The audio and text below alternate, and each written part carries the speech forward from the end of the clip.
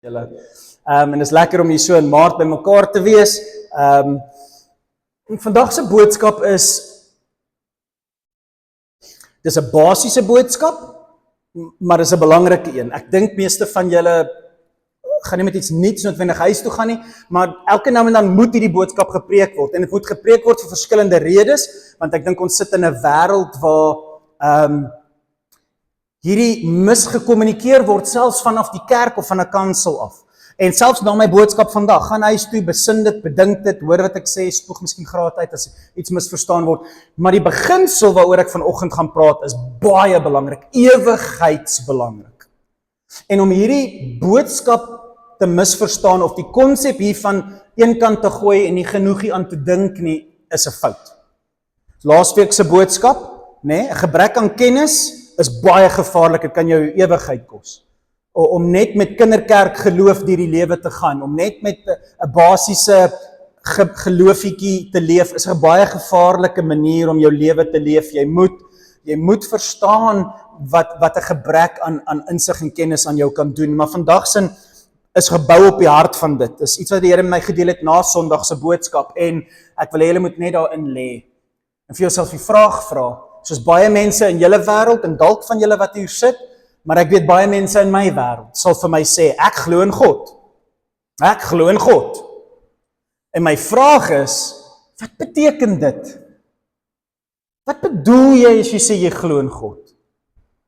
En gebaseer op laasweek se boodskap, wat se kennis het jy as jy dit sê? Wat verstaan jy as jy dit sê?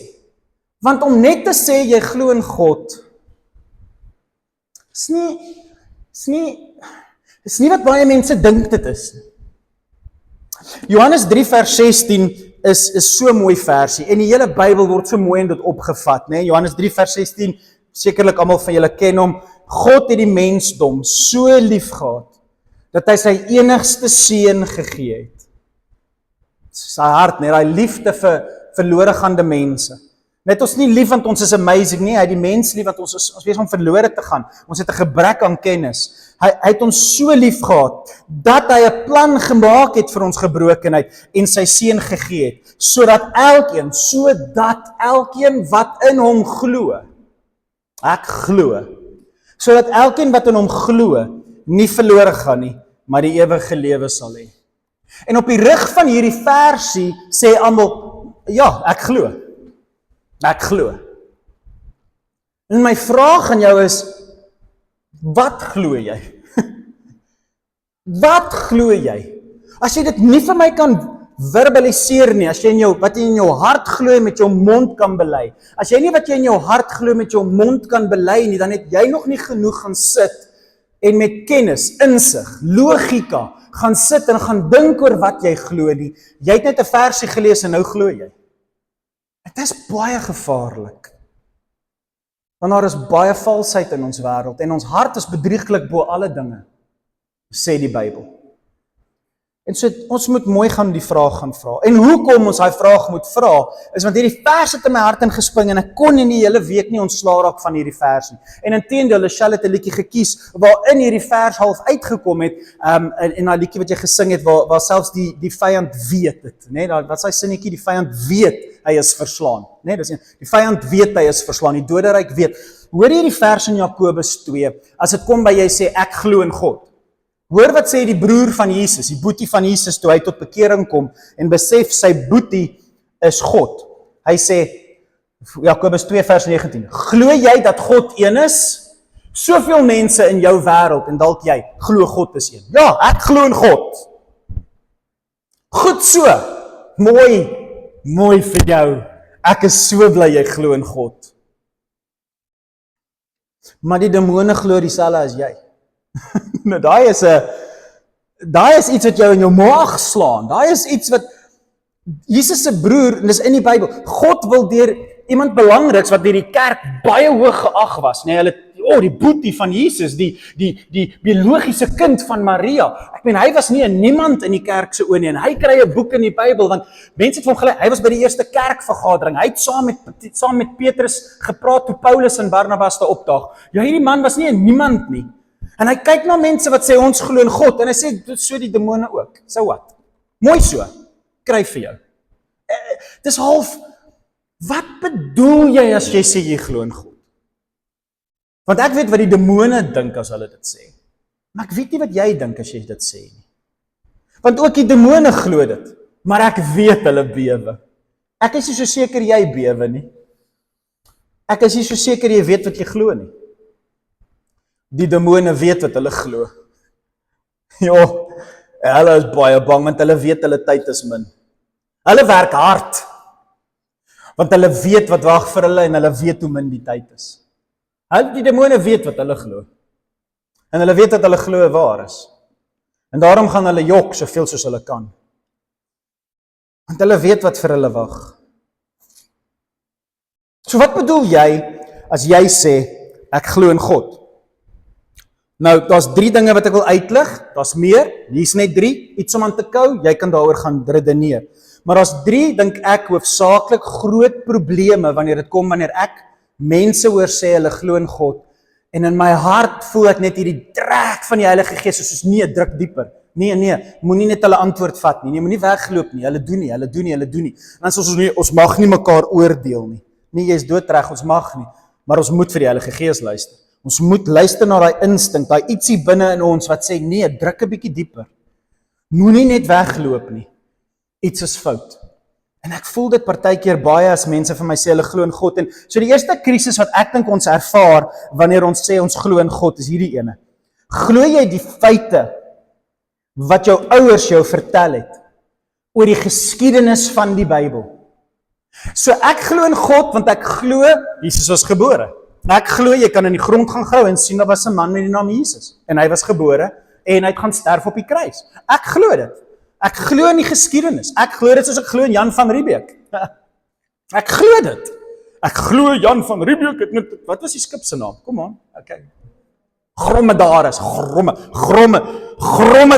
Okay, dromedaris. Ons het kerk, ons het nie dromme hier nie. Okay, so ek glo daai feite. Ek het so 'n bietjie vergeet. O ja, jy herinner my op Sondag. O ja, nou onthou ek die geskiedenis van ons taal en ons land. O ja, dankie. Nou voel ek weer soos 'n Afrikaner. Dis daai geskiedenis is kennis, en kennis is belangrik. As jy nie weet wat jou kultuur se agtergrond is nie, as jy 'n armer Afrikaner, dis 'n feit. Dis 'n feit. Jy gaan baie vinniger Engels praat as jy nie trots raak op hoe jou taal ontwikkel het en waar hy vandaan kom en jy gaan 'n bietjie 'n armer Afrikaner wees, maar dis en so natuurlik is kennis van die geskiedenis. Ek is mal oor geskiedenis maak my Christendom so ryk. As ek liedjies sing, soos alles vir my. Wow, daai deur die eeue heen dan sien ek sommer die name. Ek sien Martin Luther, ek sien Wesley, ek sien die man wat die printing press. Ek sien hierdie mense en dit is my, ja, geskiedenis. Lekker. Maar om iets te weet is nie geloof nie. So, ek is Evelyn, en julle glo dit. Dis my ma, sy kom kuier. Ek is 'n mamma's boy. Ek is 'n mamma's boy. Ek is so lief vir my mamma. En sy's Leonie en dis my ma en dis my vrou Lachelle en sy het net verjaar en ek mag nie vir julle sê hoe oud sy is nie. En dis my dogters en so julle weet hierdie goed van my. Julle ken die geskiedenis, julle glo in hierdie dinge. Dis nie reddende geloof nie.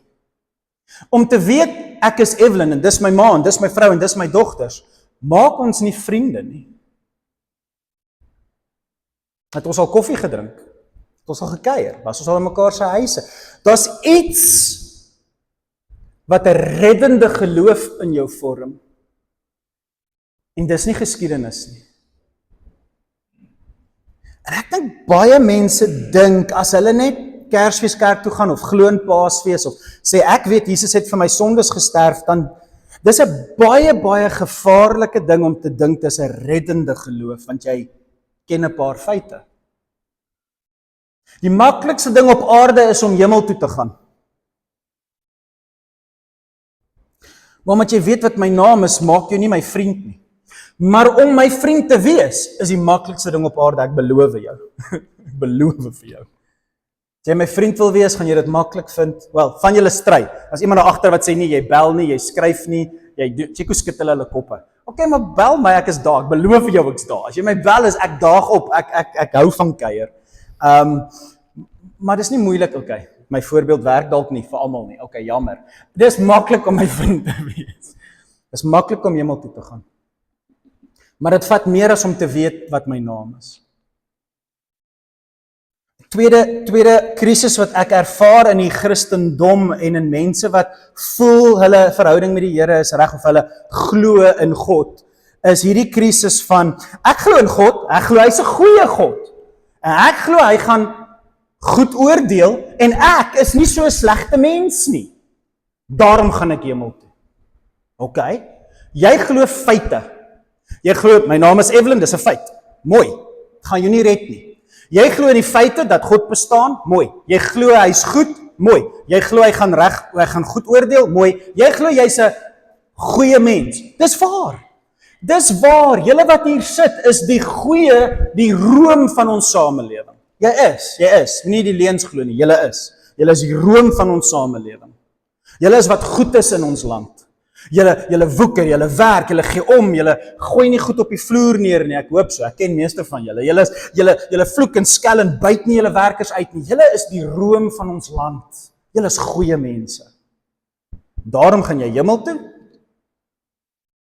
Jy sien, omdat jy hierdie feite het, hierdie kennis het, dat God goed is, dat hy ons wel gaan oordeel, en dat ek eintlik 'n goeie mens is, dink jy nou jy gaan hemel toe. Dit gaan jou nie red nie. Dis nie 'n reddende geloof nie, dis 'n paar feite. Maar jy gaan nie hemel toe, omdat God goed is, en jy goed voel as jy na jou wêreld kyk. So 'n tipe geloof kan nie red nie. Die Bybel sê dit so baie, hoekom spandeer die Bybel so baie tyd op hierdie vorm van valse geloof? Want dis hoe baie mense glo. Baie mense glo in God, en hulle glo in hulle goedheid, en hulle dink dit sal hulle red. En die Bybel spandeer baie tyd om vir jou te sê, ons almal ontbreek aan die heerlikheid, nie een van ons gaan dit maak nie, as gevolg van ons goedheid nie. My laaste ene wat ek so bietjie wil uitlig, en dis ene wat bietjie meer in 'n miskien 'n charismatiese omgewing, maar ook in die tradisionele kerk deur miskien kursusse of goed wat miskien soos katekisasie genoem word. 'n Baie gevaarlike probleem binne in die kerk is wat ons glo vir jare en aanhou glo, en ons moet baie versigtig wees om jong mense die goed te leer, en dit is dat ek het 'n kerkkursus voltooi, of die pastoor het vir my gebid, ek is 'n Christen. Ek gaan hemel toe want ek het gekatkeseer, ek is 'n lidmaat in 'n kerk, ek het vorentoe gekom, die pastoor het gebid, ek het 'n paar goed agter hom aanherhaal, nou gaan ek hemel toe. En ek is soos, is jy seker? Is dit wat jou red? Is jou betrokkenheid by 'n kerk en jou deel wees van Sondag of 'n pastoor wat sy hand op jou gesit het, is dit wat jou red?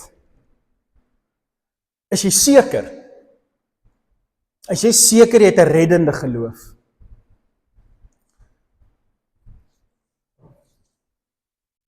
Want dis nie soos 'n spel wat jy is nie woordjies wat jy herhaal en nou is jy 'n kind van God nie. Dis in jou hart sal jy glo en met jou mond sal jy bely.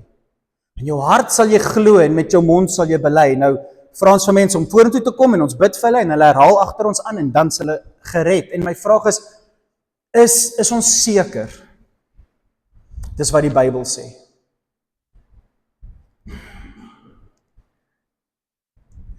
Wat is 'n reddende geloof? Kan jy vir my vertel? Kan jy vir iemand anders vertel? Wat is jou geloof? En hoekom noem jy jouself 'n Christen? En ek wil nie hê dit moet vir ons een van daai 3 redes wees nie. Want ek dink nie daai redes kan red nie. Wat is 'n reddende geloof? Nou, ek is besig met iemand en ek het so 'n bietjie in 'n gesprek gekom met iemand nou die dag en hulle was nie seker of hulle seker kan wees oor hulle redding nie. Hulle is wonderlik, hulle is Christene, hulle is lief vir die Here, dien die Here, noem hulle self kinders van God en hulle is 'n kind van God, maar hulle was nie seker oor geloofsekerheid nie. En my vraag is, ek wil by jou weet, dink jy kan seker wees jy gaan hemel toe? Kan jy geloofsekerheid hê? Dis die woordjie. Kan jy voor my opstaan en vir my sê, ek weet ek gaan hemel toe? Kan jy daai audasiteit, daai geloof, ek weet nie, hê om dit vir my te sê? En party mense sê nee, party mense voel nee, en hier hoekom party mense nie so voel, hulle kan dit nie sê nie, want hulle het mense ontmoet wat dit sê, en almal weet dis nie waar nie. Okay, dit klink sleg, nee, dit klink baie sleg. So kom ons reverse. Sal daai uit delete. Party mense sê, ek gaan hemel toe. Ek weet dit. En dan dink jy soos, is jy seker? En dan sien jy sekere mense, vat pastore, hulle steel, hulle jok, hulle lieg, hulle doen, en dan dink jy myself, hy is so vinnig om te sê, ja, daai ou gaan hemel toe, daai ou gaan hemel toe. Ek wil nie so vinnig dit sê nie. Ek wil nie so vinnig net sê ek gaan hemel toe nie, want die meeste mense wat net sê ek gaan hemel toe, ek wil hulle nie oordeel nie, maar ek wil ook nie geoordeel word deur ander mense nie, en so ek gaan dit nie sê nie. Ek gaan dit maar net los vir die Here en sê, ek weet nie, so ons hoop maar die Here, en ons vertrou maar net dat die Here sal, maar ek weet nie. En jy moenie omdat daar boosheid in jou wêreld is, die goedheid van God minag nie. Maak dit sin? Moenie omdat jy wel boosheid in die kerk sien, die heiligheid van God nou minder maak nie. Dit maak nie sin nie. Trap eerder die mense uit, maar laat God se woord bly staan. Moenie God se woord minder maak omdat mense sy woord minder maak nie. En so die vraag is, kan jy weet of jy hemel toe gaan? En ons baie versies en ek wil dit probeer kort hou. Ek gaan een uithaal, seker die grootste ene, en dis Johannes. Man, hierdie ou wat die oudste was, hy is laaste dood, hy is heel aan die einde, hy het na Jesus se mamma gekyk, hy was die geliefde disipeltjie, hy was by die kruis, soos hy die een wat gekniel het. Hierdie man ken Jesus beter as enige iemand. En as 'n ou man skryf hy hierdie brief 1 Johannes, en aan die einde van sy brief, na hy sy evangelie ook geskryf het, sy laaste skrywe, voordat hy net vir 'n paar selleiers sê, dankie vir dit, en dankie vir wat julle doen, en sy laaste skrywe, die laaste gedagte, wat seker die grootste Christen in die geskiedenis vir ons los, is hierdie woorde, en daarom moet jy dit jy moet dit nie afskryf, omdat jy bang is nie. En Johannes skryf hierdie woorde, in 1 Johannes 5 vers 13, dit het ek alles aan julle geskryf, sodat julle kan weet, dat julle die ewige lewe het. Julle wat in die naam van die Seun van God glo. Ek skryf hierdie vir jou sodat jy dit kan lees en deursoek en daaroor dink en mediteer en dit deel maak van jou lewe, sodat as jy hierdie deel maak van jou lewe, hierdie kennis, hierdie feite van hierdie boeke, as jy dit deel maak van jou lewe en jy laat dit diep insink, kan jy weet jy het die ewige lewe. Jy kan opstaan en vir iemand sê, ek weet as ek vandag dood gaan waarheen ek gaan, ek weet dit soos 'n feit. Geen twyfel nie. Maar ek het gehoor hoe jy eergister jou vinger geslaan het en toe kom hy lelike woordjie uit. Ja, ek weet dit, nee, dit weet ek ook soos 'n feit. En dit mag nie gebeur nie, dit was so verkeerd vir my en ek is so jammer jy het dit gehoor. Ek weet. En party mense is oortuig hulle weet, maar moenie laat hulle oortuiging jou wegvat van jou oortuiging nie. My vraag is, hoekom weet jy? Hoekom is jy so oortuig? En dis waarop ek wil hê ons as 'n gemeente moet bly op fokus. Ek wil jy moet kan opstaan en vir iemand kan sê, ek gaan hemel toe as ek doodgaan. Want ek weet wat ek glo. Hy wat in die naam van die Seun van God glo. Dit beteken iets, daai wat Johannes daar sê. So, ek gaan vir julle 3 dinge gee, 3 woorde. En ek wil hê hierdie woorde moet deel word van jou denkpatroon as jy dink aan jou redding. Julle kan ander woorde, daar's meer woorde, julle kan die woorde verander. Hier is om julle te help as jy nie baie tyd het om julle eie goeders te gaan uitdink nie. Hier's 3 woorde wat jy gereeld net oor kan 'n bietjie mediteer om jou te help om te vra, wat glo ek? Die eerste woord is kennis. So ja, die eerste belangrike ding wat jy moet doen is, kry kennis, feite. Lees jou Bybel. Luister na preke. Lees Christelike boeke. Kry net feite bymekaar. Kyk na die geskiedenis. Kyk waar Christendom vandaan kom. Kry soveel kennis soos wat jy kan rondom jou geloof. Dis belangrik en dan gaan goed is wat jy uitspoeg en goed is wat jou gaan kwaad maak en goed is wat jou gaan de mekaar maak. Maar kry kennis, dis laasweek se preek, nee, moenie net van gronde gaan as gebrek van kennis nie, maar dan gaan mense vir jou jok. Pastore en mense gaan vir jou jok en jy gaan nie weet wat die waarheid is nie, want jy het nie kennis nie. Kry feite, want feite vertel jou van die verlede. Feite vertel jou van wat was. Feite vertel jou hoe dinge was. En as mense vandag jou sleg sê oor jou verlede, dan sê jy soos, man, ek ken die verlede. Okay, maar ek leef nie in die verlede nie, hier staan ek vandag. Jy kan my niks vertel van my verlede as 'n Afrikaner nie, ek ken ons verlede. En ek hou nog steeds van my kultuur, ten spyte van wat ook al jou opinie is. My punt is net, ek ken die kennis van my godsdiens. Ek weet wat se foute ons gemaak het as Christene. Ek weet wat ons gedoen het wat goed was. Jy kan my niks regtig skok nie, want ek weet wat gebeur het. Moenie moeg raak of lui raak om kennis op te doen. Nou, wat ek hoofsaaklik bedoel met kennis, buite nou vir lees 'n bietjie boeke en goed, is hierdie 3-4 stellings. Wat is die ware kennis van 'n Christen, waarop jy jou geloof moet bou, om sekerheid van redding te hê? Nommer 1, baie belangrik. Die mensdom is geskei van God. Is geskei van God. Die hele mensdom is geskei van God. Jy het nog nooit iemand ontmoet, praat nie van iemand wat 'n Christen, wat Jesus se naam, wat die seun van God in geloof in hom het nie. Jy het nog nooit 'n mens ontmoet wat net gebore is in die hemel toe gaan nie. Die mensdom is gebore om hel toe te gaan. En daar is 'n skok selfs vir Christene, en dit moenie wees nie. Want as jy dit besef, gaan dit iets doen rondom die groot opdrag, gaan en maak disippels. Want die tyd is min, die oes is ryp, die arbeiders is min. Bid dat die Here meer arbeiders sal stuur om die oes in te samel.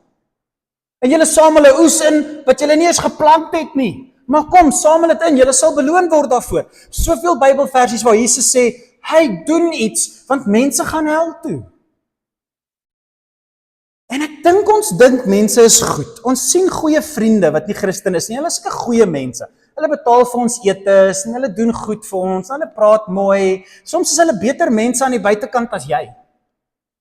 Maar hulle binnekant lyk nie soos jou binnekant nie. Miskien is hulle buitekant mooier as jou buitekant en daarom dink jy anders oor hulle. En dit is gevaarlik. Die eerste kennis wat jy moet dra wat 'n reddende kennis is die mensdom gaan hel toe. Ons is geskei. Daar's 'n egskeiding. Ons het van hom geskei. Ons het 'n brief opgetrek en geteken en vir hom gegee. En as jy dit verstaan, dan verstaan jy sonde. Dis die woordjie wat saam met dit gaan. Sonde. Jy is 'n sondaar. Jy kan nie hemel toe gaan nie. Jy's nie welkom nie. Inteendeel, daar's net een mens wat ooit geleef het wat in die hemel welkom is. Net een. Dit is die mens, seun van die mens, Jesus Christus. Hy is die enigste persoon wat vlees op hom gehad het, wat welkom is in die hemel, want hy kom van die hemel af, en hy was baie welkom om terug te gaan. Niemand van ons is welkom nie, en daarom trou ons met daai mens, daarom trou ons met die seun van die mens, daarom trou ons met Jesus, die Christus, ons Here, sodat ons aan sy sy kan sit, waar ons nie eintlik in onsself welkom is nie, en deur sy identiteit is ons welkom. Dis 'n beginsel wat min mense verstaan, en daarom is hulle redding in gedrang. Die tweede punt, ek gaan aan, die tweede punt, baie belangrik, wat 'n reddende geloof in jou vorm, is Jesus het die mensdom se skuld betaal. Jesus het dit betaal. Dis die woordjie geregtigheid. Baie belangrike woordjie. Ons sal nou sien, want in die volgende woordjie wat ek met julle gaan deel, is daar 'n Bybelvers wat hierdie 3 woorde opsom, deur die Heilige Gees. Geregtigheid beteken ek staan nou in 'n regte verhouding met die God in wie ek nie in 'n goeie verhouding mee gestaan het nie. Daar is net een wat jou kan help om nou in 'n verhouding te staan met die een met wie jy nie in 'n verhouding staan nie. Daar is net een wat 'n prys betaal het sodat die verhouding weer geherstel kan word. Net een, en dit is Jesus, en hy het ons skuld betaal. Dis Paasfees. Dis hoekom Paasfees so belangrik is, Christene. Julle, dis nie 'n lang naweek nie. Moet dit nie 'n lang naweek maak nie. Ek sê elke keer, as jy hierdie jaar weer weggaan, maak net seker jy maak dit nie 'n lang naweek nie. Doen iets groots vir God waar ook al jy is. Verkieslik bly hier en wees deel van wat ons doen, maar as jy weggaan, dis nie 'n lang naweek nie. Jesus het die mensdom se skuld betaal en ons vier dit met groot lof en eer. Want dit het ons saak met die Here reggemaak. Hoe glo jy dit? Wat doen dit aan jou as jy dink aan Paasfees? Wat doen dit aan jou as jy dink aan die fees van God? wat verby ons gepaas het. Dit is nou praat van slegte Afrikaans, so 'n rugbybal. Wat noem jy 'n hasie wat rugby speel? 'n paashasie. Okay. So Paasfees. Die fees waar ons vier, waar God se woede verby ons beweeg het. It passed by us. Dis 'n baie belangrike konsep en as Christene nie opgewonde raak daaroor nie, dan wonder ek oor jou redding. Hy wat baie vergewe word, het baie lief. Hy wat min vergewe word, het min lief. Jesus se woorde. So hoe voel jy oor Paasnaweek? Ek weet jy voel elke dag so oor God. Moenie vir my sê Evelyn ek voel elke ek weet van julle voel elke dag so, maar jy vier dit wanneer dit kom, want die Here het gesê ons moet. Dis 'n herinnering aan almal aan die wêreld. En so okay, beweeg aan. So nommer 2, as deel van jou kennis, wat weet jy rondom sonde? Wat verstaan jy rondom in 'n regte verhouding met hom weet te kom? Hoe kom jy in daai regte verhouding met hom? Maar dis nog net die verhouding. Nou die derde ene. Jesus het die dood oorwin. Dis nie net goed genoeg om te sê ek staan in 'n goeie verhouding met hom nie, want Christene wat dan net in Paasnaweek deur die kruis nou in 'n verhouding met hom staan, begin moreel Christen word. Hy begin sy moraliteit verbeter. Hy dink Jesus is 'n rabbi wat sy leefstyl verbeter. So hy kyk na die Bybel hoe om sy finansies te bestuur. Hy kyk na die Bybel hoe om sy huwelik te bestuur. Hy kyk na die Bybel hoe om met mense te praat. En hy raak 'n beter mens op aarde. Maar dis 'n godsdienstige stelsel, dis moraliteit. Jy staan in 'n verhouding met God waar sy wette jou vorm. En dis goed. Maar dis nie 'n reddende geloof nie. Om net in 'n verhouding met hom te staan waar jy meer soos hy begin lyk, is nie 'n reddende geloof nie, want wat jy moet probeer verstaan, wat so belangrik is en wat 'n reddende geloof in jou ontwikkel, is hierdie derde element, besef jy die dood oorwin. Besef jy waarvoor jy leef? Besef jy hoekom jy genade gegee is? Weet jy wat die punt van dit alles is? Hy gaan alles nuut maak. Hy gaan alles verwoes en oormaak. Die punt is die tuin van Eden. Hy het met hulle gewandel in die tuin en toe kon hy nie meer nie. Toe kra almal, ons wil met jou wandel. Sê ek, bou vir my 'n tabernakel, dan wandel ek weer met julle. Here, ons soek 'n perma, okay, bou vir my 'n tempel, dan wandel ek weer met julle. Terug te kom na die tuin van Eden is al wat God begeer om met ons te deel, maar ons kon dit nie regkry met ons eie nie. Toe sê hy, ek sal 'n tempel bou. Ek sal vir my 'n plek bou. En ek sal wandel met die plek wat ek gebou het, en dis Jesus. En so die derde element is baie belangrik, is almal gaan geoordeel word. 'n Christen is nie bang vir die oordeel nie. Daar is nou geen meer veroordeling vir dies wat in Christus is. En so hoe voel jy oor oordeel? Hoe leef jy moreel? Volg jy God se wette want jy is bang vir oordeel? Ek kan daarin sien dat jou reddende geloof nog nie mooi gevorm is tot volwassenheid nie.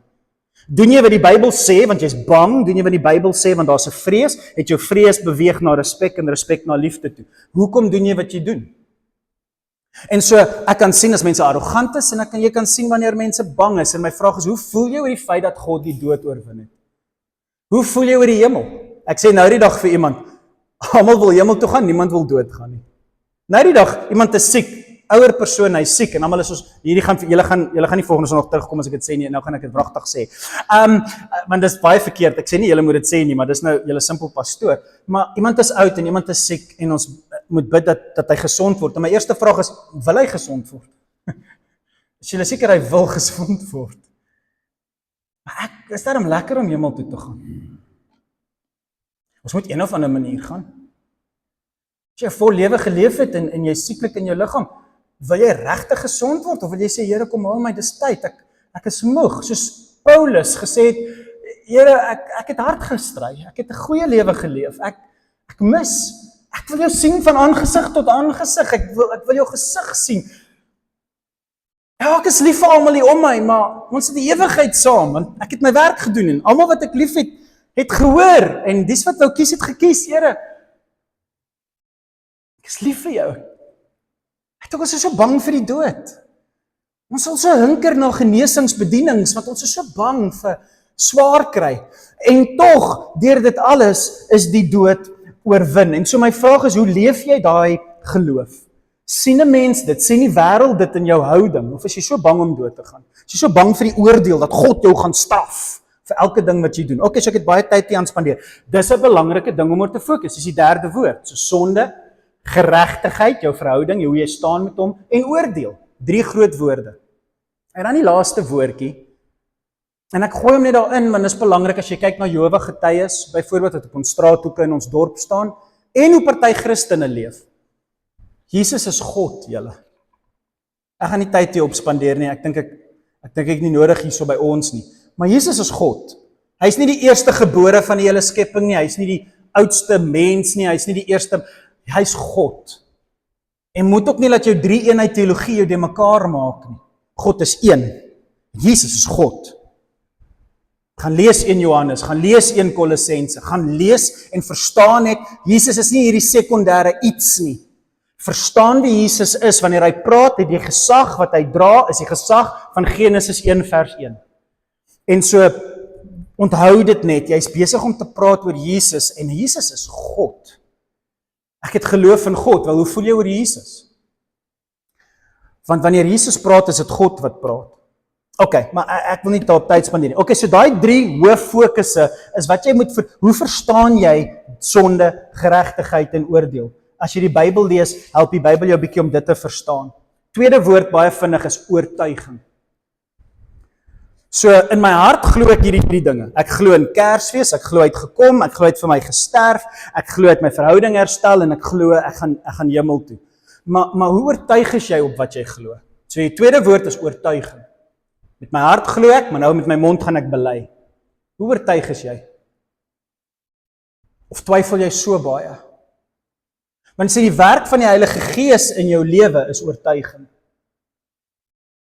Party mense preek nie genoeg oor die Heilige Gees nie, preek nie genoeg oor die Heilige Gees nie. En party mense weet nie wat om oor die Heilige Gees te preek nie. Luister, die Gees van God, die Gees van Jesus is aan ons gegee. Jesus se Gees, Jesus se wese is aan ons gegee sodat hy die skrif aan ons bly oopmaak sodat ons in oortuiging bly wie ons is en wat ons het en die redding wat ons in is. Dis oortuiging is wat die Heilige Gees doen. Dis sy werk. Sy werk is nie genesing nie, sy werk is nie om te profeteer nie, dis nie sy werk nie. Sy werk is om jou in geloof te oortuig, dat hy is weer, so hier is oortuiging. Oortuiging is wat nou gebeur, so Heilige Gees se werk is oortuiging, en hy is nou hier by jou. Kennis, verlede, wat Jesus gedoen het, wat Jesus nou doen, wat die Gees van God nou doen, is wat die volgende deel van jou lewe is. Hoe oortuig is jy dat jy wandel met God? Hoe oortuig is jy in hierdie elemente dat jy leef saam met God? Nou Johannes 16 vers 8, Jesus se woorde, Jesus verduidelik vir ons wie sy Gees, wat sy Gees hier tussen ons gaan doen, en hy sê, en wanneer hy kom, gaan lees 'n paar versies voor dit, jy sal sien wat daar aangaan, hy praat nou oor die Heilige Gees, né? En wanneer die Heilige Gees kom, wanneer die Gees van God kom, wanneer my Gees kom, sal hy die wêreld oortuig.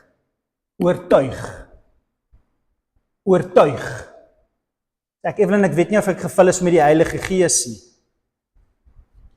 Ek gaan fokus op oortuiging. As jy met iemand praat, dan praat jy met oortuiging. Hy gaan die wêreld oortuig van 3 dinge. Sonde, geregtigheid en oordeel. Sonde, geregtigheid, oordeel. Jy is geskei van God. Jy hoef nie te wees nie, en hy gaan alles nuut maak, weet dit. Hy gaan terugkom, moenie laat tyd uithardloop nie. Jy is geskei van God, jy hoef nie te wees nie, tyd is min. Dis die Heilige Gees se werk. En as jy met iemand praat, is dit nie jou werk nie, dis die Heilige Gees in jou se werk. Die Heilige Gees moet mense oortuig. Vir hoeveel mense het Paulus gepreek en hulle het nie tot bekering gekom nie? Vir hoeveel mense het Jesus gepreek en hulle het nie tot bekering gekom nie? Waarvoor is jy bang? Nie almal met wie jy praat moet tot bekeer. Dis nie jou werk, nie, dis die Heilige Gees se werk. Hy oortuig mense. Jy moet net glo en praat. Glo en praat. Maar wat glo jy en wat praat jy? En so dis die Heilige Gees se werk. En dan die versie gaan aan. Hoor hoe mooi verduidelik hy daai 3 woorde. Hy gaan aan, hy sê, want van sonde, hy oortuig die wêreld van sonde en vir jou van sonde, omdat hulle nie in hom glo nie. Ons is te bang om vir mense uit te wys op hulle sonde. Ek mag niemand oordeel nie. Hoe Hoe weet mense hoe nodig hulle Jesus het, tensy hulle nie besef dat hulle sonde doen nie, en dat daai sonde hulle skei van God nie? Hoe weet mense hulle het Jesus nodig, as jy altyd soos, jy's so 'n nice mens. Nee, ek wil nie soos Dawid wees nie, ek wil nie soos Abraham wees nie, daai mense was almal sondaars, en so my punt wat ek wil maak is belangrik hierso, die Heilige Gees moet mense oortuig van sonde, want hulle glo nie in God nie. Hulle glo nie hulle het Jesus nodig nie. En jy moet hulle wys sonder Jesus. Help dit nie jy sê ek glo daar's 'n God nie. Jy's net soos 'n demoon. Dit oppas as jy dit vir mense sê. Jy gaan dalk nooit met hulle praat nie. Die tweede gedeelte wat die Bybel sê is en van geregtigheid. Hoekom? Wat's geregtigheid? Omdat ek na die Vader gaan en julle my nie meer gaan sien nie. Waar's Jesus? Nou sien ons net die kerk. Hy sê jy kan in 'n goeie verhouding met God staan, maar jy gaan my nie meer sien nie. Die disippels het in 'n goeie verhouding gestaan met hulle kon aan Jesus vat en voel en sien. Ons kan nie. Beter hy wat glo en nie sien nie, Thomas, as hy wat sien. O, sal julle generasie ooit glo sonder wonders en tekens? Hoekom is geregtigheid so belangrik? Want ons sien hom. Gaan in jou binnekamer waar niemand jou sien nie en bid tot jou Vader wat onsigbaar is. Moenie dit wegsteek nie, moenie 'n kerk probeer wees wat goue stof vir die dak wil laat reën en elke Sondag gebeur daar een of ander iets om tekens te gee vir die mense om te sien dat God is in hierdie gebou. Luister baie mooi, dis gevaarlik. Wat is geregtigheid? Dis 'n oortuiging wat van die binne afkom, nie deur jou oë en jou sintuie nie. Dis iets wat die Heilige Gees doen, nie 'n pastoor doen nie. Nie 'n kerk doen nie harde musiek en 1000 mense wat saam sing en almal huil en gooi hulle klere op die verhoog nie. Dis 'n baie belangrike beginsel, dis 'n innerlike oortuiging. Want ek kan hom nie sien nie.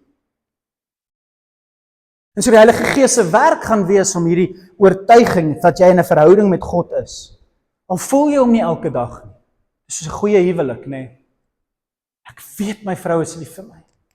En dis 'n innerlike oortuiging wat niks op aarde kan breek nie. En dan die laaste een van oordeel. Omdat die heersers van hierdie wêreld reeds veroordeel is. Nie bang wees nie, hulle is reeds veroordeel. En ek is oortuig in my hart dat ek weet dat die oordeel plaasvind, dat hulle klaar verdoem is en ek kan leef en nie bang wees vir hulle nie. Die dood is oorwin, hulle is klaar gebind.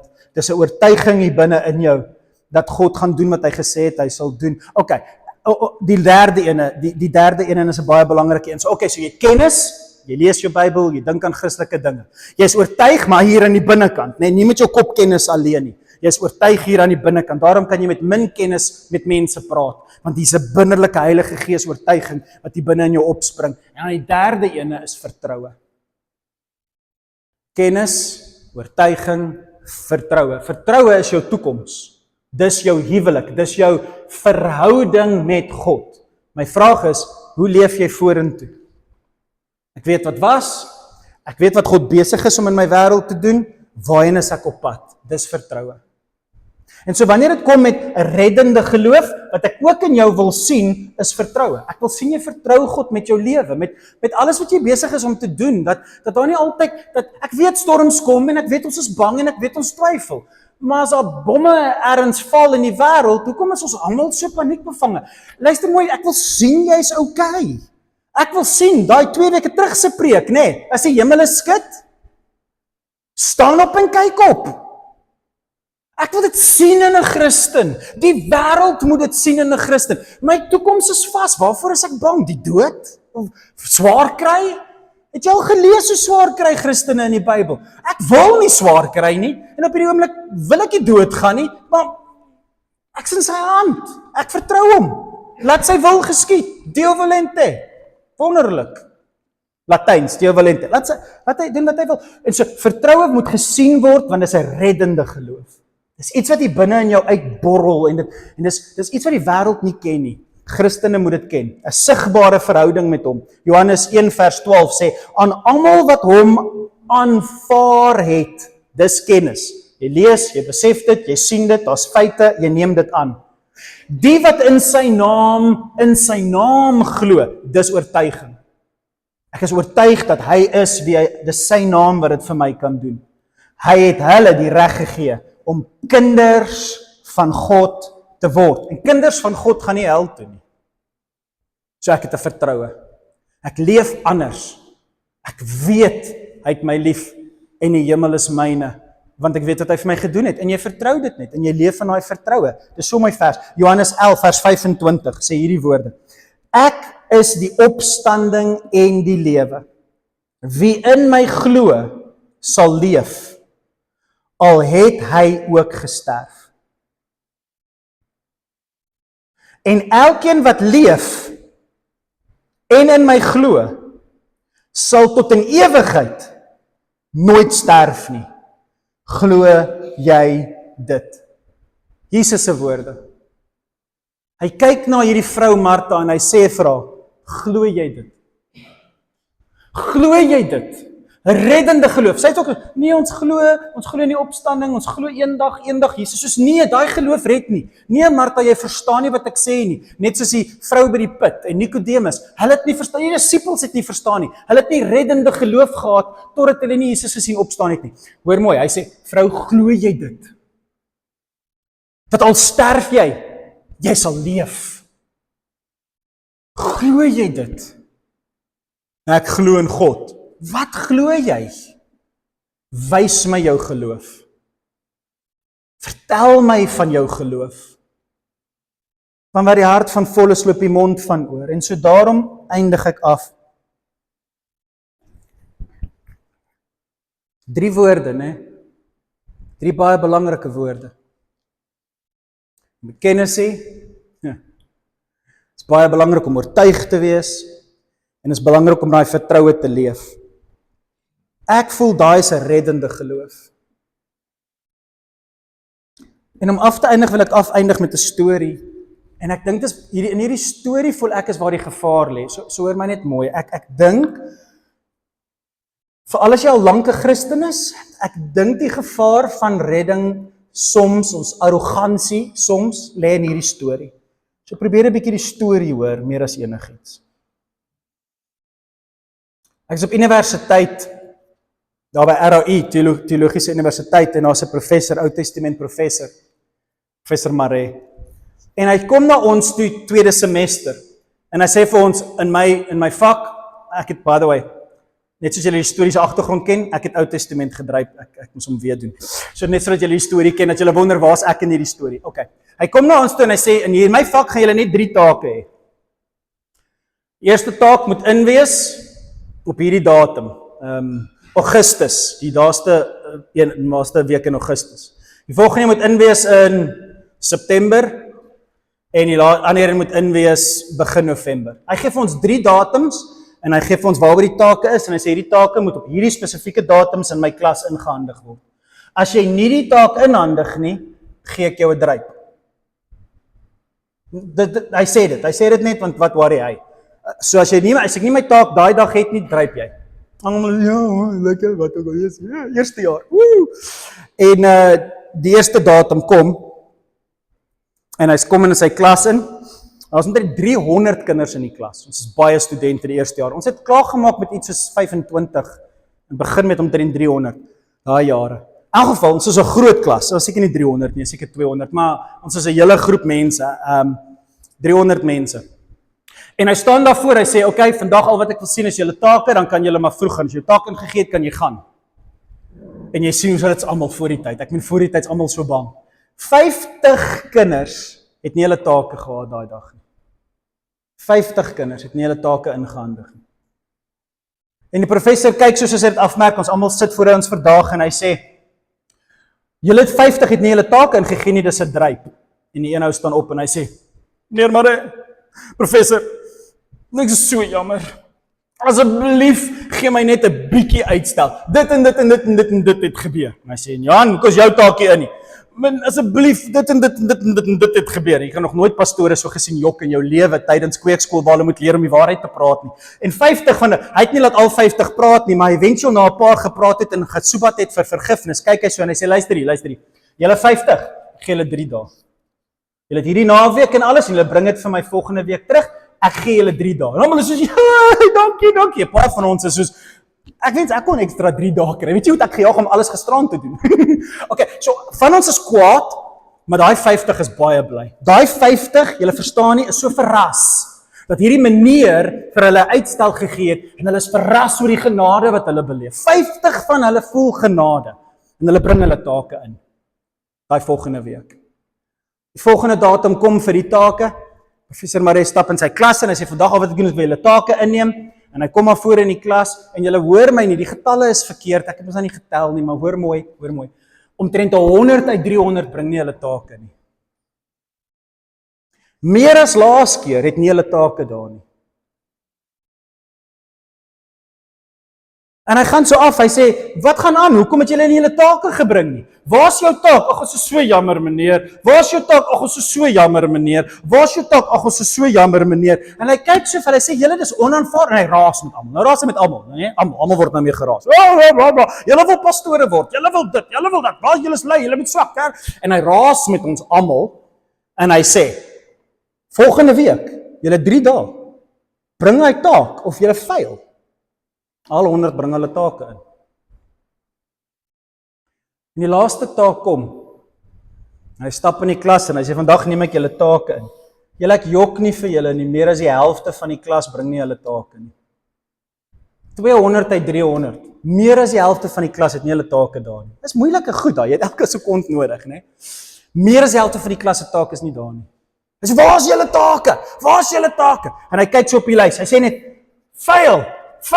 Nee, en hy gaan so daar deur en hy sê net 0. En een ouetjie spring op, hy spring op, hy sê, meneer, dis nie regverdig nie. Ek sal dit nooit vergeet nie. Dis nie regverdig nie. En hy sê, jy soek regverdigheid. As ek dit maar net geweet het. Jy het ook mos nie laas keer jou taak betyds ingehandig nie, né? Okay, jy fail ook jou laaste taak.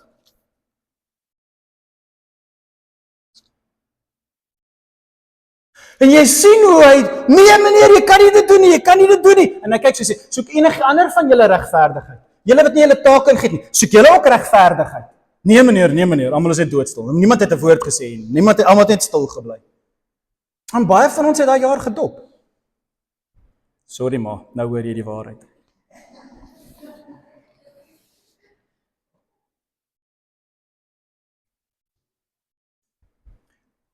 Ons lese, geniet sy genade, sal ek nooit afhaal nie. Geniet sy genade. Geniet die uitstel op jou taak. Geniet die feit dat hy jou genade vir jou sondes gee en jou skoon was. Geniet sy uitstel, sy genade. Dat hy vertoef om te kom, sodat meer mense gered kan word. Geniet sy genade, maar leef vir sy regverdigheid. Leef vir sy regverdigheid. Doen die regte ding. Volg sy wette. Hou op vloek, hou op drink, hou op geldmors, hou op lelik wees met mense. Leef vir sy regverdigheid, want daar gaan 'n dag kom waar hy 'n streep gaan trek en hy gaan sê, fail. Ja, dis nie fair nie. Soek jy fair? Want as ons almal kry wat fair is, gaan ons almal hel toe. So geniet jou geloof. Geniet sy genade en die feit dat jy seker kan wees jy gaan hemel toe. Maar as jy met jou arrogansie so leef, dan twyfel ek in jou redding. Ek twyfel of jy dit gaan maak. As jy arrogant is, dan twyfel ek.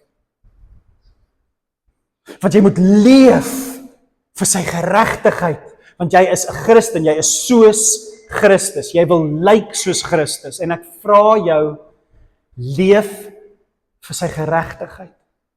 Leef vir wat reg is. Geniet sy genade. Maar moenie soos ons verwag dat hy jou gaan net bly vergewe, die Here sal my vergewe. Jy mag my nie oordeel nie, net God sal my oordeel. Hy sal my vergewe. Oppas vir daai arrogansie. Ek dink nie dis 'n reddende geloof nie. Reddende geloof geniet sy genade. En ons leef vir sy geregtigheid. Kom ons bid saam. Hemelse Vader, Ek wil vir u vra my al hoe meer deur die Heilige Gees te herinner aan hierdie 3 sinnetjies wat ek in my lewe probeer inbou. Almal probeer leer om in te bou. Dankie vir die kennis dat ek kan weet, u is wie u gesê het u is. Net dit, niks anders nie, niks byvoeg nie. U is wie u gesê het u is deur die Bybel. U is wie u woord sê u is. Dankie Here vir die oortuiging in my hart, dat u doen wat u gesê het u sal doen. Dat ek weet u sal doen wat u gesê het u sal doen. U sorg vir ons en kyk na ons en ons hoef nie bekommerd te wees oor die dag van môre nie, want u sal doen wat u gesê het u sal doen. Ek is oortuig daarvan. En dit vat my vrees weg. En dankie Here vir die vertroue dat ek kan weet, u gaan alles nuut maak soos u gesê het u alles gaan nuut maak. Dat u weer terugkom en dat u alles gaan nuut maak en herstel. En in heerlikheid gaan ons die aangesig sien. Dis die vertroue waarmee ek leef, dat hierdie wêreld nie my permanente woning is nie en dat hierdie nie die einde is nie. Ek het die vertroue dat u sê, ek kom weer terug, wees reg. Ek leef met daai oortuiging en vertroue en kennis. En so dankie daarvoor, Here. Mag Leefgemeente met hierdie 3 stellings leef. U is wie u woord sê u is. En u doen wat u gesê het u sal doen. En u gaan alles nuut maak soos u gesê het. U alles gaan nuut maak. Ons loof u daarvoor, ons prys u daarvoor, ons gee u die eer daarvoor. Want dit gee vir ons 'n reddende geloof. Deur wat u vir ons gedoen het op die kruis. En ons sê vir u dankie. In Jesus naam. Amen. Amen. Ek's baie lief vir julle gemeente. Gaan stoei asseblief met hierdie en laat jou lewe dit skyn. Ek sien julle volgende week vir 'n baie besonderse spesiale diens. Julle moet 'n heerlike week hê. Totsiens.